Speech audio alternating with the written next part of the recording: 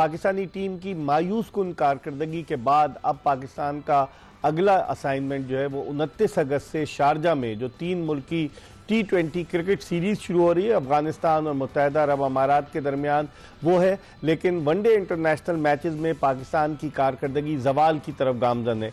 पाकिस्तान की रैंकिंग जो नंबर 4 थी अब नंबर 5 पर आ गई है पाकिस्तान की टीम, और वेस्ट इंडीज़ की टीम जिसकी रैंकिंग नंबर 10 थी वो नंबर 9 पर आ गई है और उसने अपने इम्कानात रोशन कर लिए 2027 के वर्ल्ड कप में खेलने के, क्योंकि जो टीमें 8 टॉप की क्वालिफाई करेंगी उसमें वेस्ट इंडीज़ इसलिए शामिल हो सकता है कि इस टूर्नामेंट की मेज़बानी जो वर्ल्ड कप है उसकी मेज़बानी जिम्बाब्वे, साउथ अफ्रीका और उसके अलावा नमीबिया को मिलेगी। तो वो टीमें तो ऑलरेडी क्वालिफाई कर जाएंगी जो होस्ट हैं, लेकिन फिर वेस्ट इंडीज़ के चांसेस बहुत हो जाएंगे और उनको शुक्रिया अदा करना चाहिए पाकिस्तानी टीम का जो 202 रन से हारी है। 34 साल के बाद कोई सीरीज़ वेस्ट इंडीज़ ने पाकिस्तान के खिलाफ जीती है और इस टीम का कोई खिलाड़ी उस वक्त पैदा नहीं हुआ था जब 1991 में वेस्ट इंडीज़ ने सीरीज़ जीती थी पाकिस्तान के खिलाफ। तो अंदाज़ा लगा लें कि पाकिस्तान क्रिकेट कहाँ खड़ी है। इन तमाम मामलात पर बात करेंगे, ख़ासतौर पर बैटिंग के हवाले से हम बात करेंगे कि किस तरीके से पाकिस्तानी बैट्समैन जो है वो West Indian bowlers Jayden Seales जिन्होंने 10 विकेटें ली उनके आगे बेबस नजर आए। इन तमाम चीज़ों पर बात करेंगे और गुफ्तगू के लिए हमारे साथ स्टूडियोज़ में मौजूद हैं पाकिस्तान के साबिक सेलेक्टर, पाकिस्तान की जूनियर टीम के साबिक मैनेजर और साबिक पाकिस्तानी टीम के साबिक फील्डिंग कोच, मुख्तलिफ हैसियतों में काम कर चुके हैं शोएब मोहम्मद, जिनका ताल्लुक पाकिस्तान के मशहूर मोहम्मद बरादरान से, और 11 अगस्त को हनीफ मोहम्मद मरहूम की जो थी वो 11 अगस्त था शोएब जी, 11 अगस्त मुझे याद है, तो उनकी बरसी मनाई गई। 2016 में हनीफ साहब का इंतकाल हुआ था, उस वक्त मैं इंग्लैंड में था और वहाँ पाकिस्तानी टीम दौरा कर रही थी, लेकिन लेजेंडरी बैट्समैन और उनके हवाले से पाकिस्तान क्रिकेट बोर्ड के चेयरमैन मोहसिन नकवी ने भी एक स्टेटमेंट जारी किया कि हनीफ मोहम्मद एक लेजेंड थे और उनकी खिदमात हमेशा याद रखी जाएंगी। गुफ्तगू के सिलसिले का शोएब मोहम्मद से आगाज़ करते हैं। पाकिस्तानी बैट्समैनों के हवाले से हमने देखा मोहम्मद रिजवान न्यूजीलैंड में डांस करते हुए नजर आए फास्ट बॉलर्स के खिलाफ। वेस्ट इंडीज़ में मोहम्मद रिजवान ने जिस तरह की कारकर्दगी पेश की, लोग कह रहे थे कि बाबर आजम T20 टीम में वापस आएंगे, लेकिन लगता है उनको कॉन्फिडेंस उनका ख़त्म हो गया है जिस तरीके से वो आउट हुए।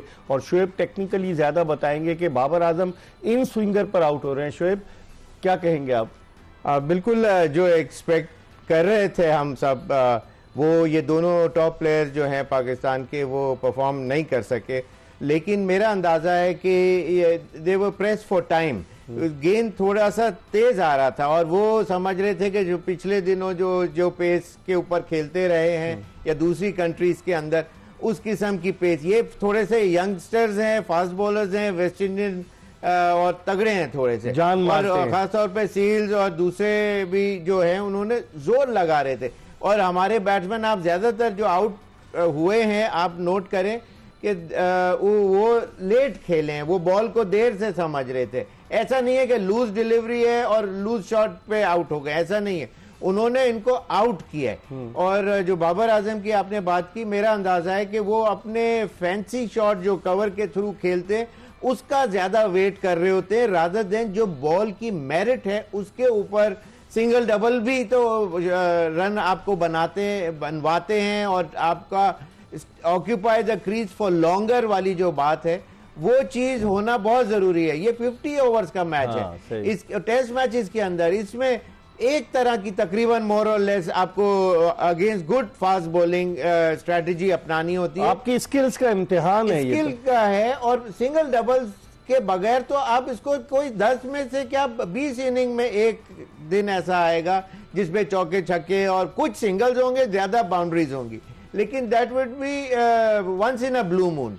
लेकिन ये जो हमारे प्लेयर्स हैं ये थोड़े से, जिस तरह सायम अयूब जो बाहर की बॉल के ऊपर इतना ज्यादा सेलेक्ट करना जो है ना बॉल को कि ये बॉल मारने वाली है और ये नहीं है, जो नहीं मारने वाली उसको या तो छोड़ा जाए या फिर सिंगल डबल पे आ जाए। सायम अयूब दोनों मर्तबा स्लिप में आउट हुए शोएब, आपने देखा, away from the body stroke खेलते हुए।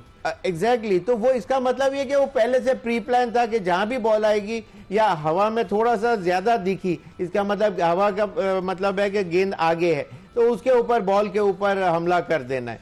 तो ऐसा नहीं होता, इसी के बाहर की बॉल है, गेंद की पेस है वो भी और नया बॉल है खास तौर पे, तो दैट्स गोना प्ले इट्स, वो जो उसकी कैरेक्टरिस्टिक्स हैं नए बॉल की, तो वो तो शो करेगा, अपना रंग दिखाएगा नया बॉल, और उसके अंदर वो स्लिप लगती है या कॉट बिहाइंड हो जाते हैं। तो मेंटली ज्यादा इनको ब्लॉकेड नजर आ रहा है। ये समझते हैं कि सिर्फ चौके छक्के के गेम के ऊपर है।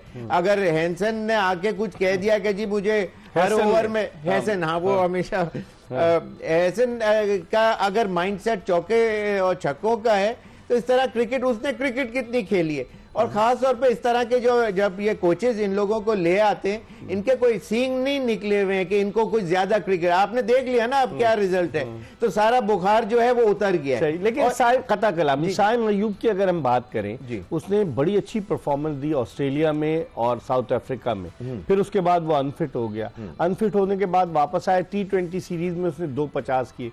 आपको टेक्निकल खामियां कहां नजर आती हैं साइम अयूब में? वो too many shots up on his mind वाली बात है कि भाई मैं ये भी खेल लूं, वो भी खेल लूं, ये भी खेल लूं। एक बॉल पे 3 शॉट आप नहीं खेल सकते। जो बॉल की मेरिट है उसके ऊपर नया बॉल जो ओपनर होता है उसको इसलिए कि साइम के पास बहुत क्लास है और टाइम भी है, और he sees the ball early, लेकिन उसके इसका ये मतलब नहीं है कि जी ये मैं यहाँ की बॉल को मैं यहाँ से यूं भी हर दफा यहाँ से यहाँ लग जाएगा, या कवर जो मारूंगा वो बाइसेक्ट करके कवर के थ्रू चली जाएगी।